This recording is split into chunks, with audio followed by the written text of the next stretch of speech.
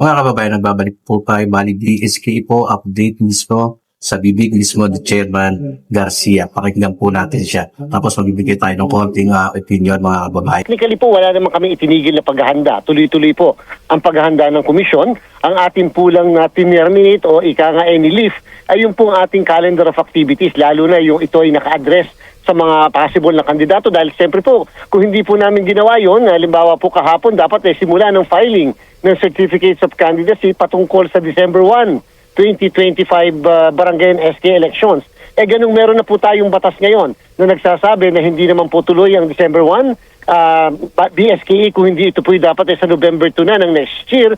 Kaya po ang ginawa po natin, sinuspend na po natin yung calendar of activities and therefore tayo po ay magkakaroon ng panibagong calendar of activities pertaining naman November 2, Barangay and SK election. So yun po, tama po yung nabanggit nyo, yung mga procurement, yung mga pagbili ng mga ibang mga kagamitan ay tuloy-tuloy po namin ginagawa dahil sayang naman po yung panahon at siyempre mas matipid ngayon kung ngayon natin gagawin kesa sa next year na medyo siyempre may inflation and therefore tataas ang presyo ng mga gamit na yan.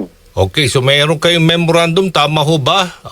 Given the enactment itong batas na ito, RA number 12232, na nagre-reschedule ang barangay Sangguniang Kabataan elections mula December 1, 2025 to November 2, 2026. Tama ho ba? So, lahat ng preparasyon muna. Yes. Tama ho ba, sir? Opo. Sir Adjo, tama po kayo. Tama po kayo. Yan po talagang minarapat natin na ilabas upang hindi magkaroon ng kaguluhan sa mga tauhan din natin sa field. At siyempre, para po maipaliwanag din nila doon sa mga posible at planong mga tumakbo para sa barangay and SK elections. So, paano po itong filing po ng candidacy for December 1? Ay, wala na po yan. Hindi na po yan matutuloy and therefore ang maghihintay na lang po yung mga kababayan natin planong tumakbo by next year. Hopefully, mailabas natin yung panibagong calendar of activities, kailan ba mag-start yung election period, yung campaign period, yung mga prohibition, yung mga gun ban, ay yung mga checkpoints, kailan natin i-establish. Makikihintay niyo po yan papunta sa next year na. Siyempre, in the meantime ngayon, wala muna tayong mga paghahanda dahil hindi po kasi nag-issue ang ating kataas-taasang hukuman ng temporary restraining order sa Adjo para pahintuin yung pong pagpapatupad ng nabanggit niyo pong batas. Ayan po yung mismong update kay Chairman Garcia. Mga kadahilan kung bakit hindi na po natuloy ang filing of COC ngayong itong nakalipas na October 1 to 7. Dapat, sabi ni Chairman Garcia, ay sabi ko nga noon ay mukhang hindi maglalabas ng TRO. At nangyari po ito, mga kababayan. No? Forecast natin yon, hindi maglalabas ng TRO. At sabi nga ni Chairman Garcia, hindi kasi naglabas ng TRO. Ayan. So, ibig sabihin po nito, yung calendar of activity para sa BSKE December 2025 ay wala na. Wala na, zero na mga kababayan sa mga hindi pa po nakakapanood ng update no, tungkol sa BSKE. Baka inisip nyo, meron pa pong activity, wala na po. Kasi sabi din ni Chairman Garcia, wala na nga batas na nagsasabi na dapat ay magkaroon pa itong activity para sa December 1. Pero technically, yung kanilang paghahanda para sa mga yung mga gamit, nandun pa rin yun eh. Kasi hindi naman po pwedeng talagang iyon ay itigil. Kasi magkakaroon pa rin naman po ng BSKE na lang ay mauurong na po. Kabalaking na po ang katiyakan na mauurong na kasi nga yung aktibidades para sa BSK December ay inalis na. Kasi walang TRO. Walang dahilan para itigil na walang dahilan para magtuloy pa yung kanilang calendar of activity and sabi din ni Chairman Garcia, hopefully next year na.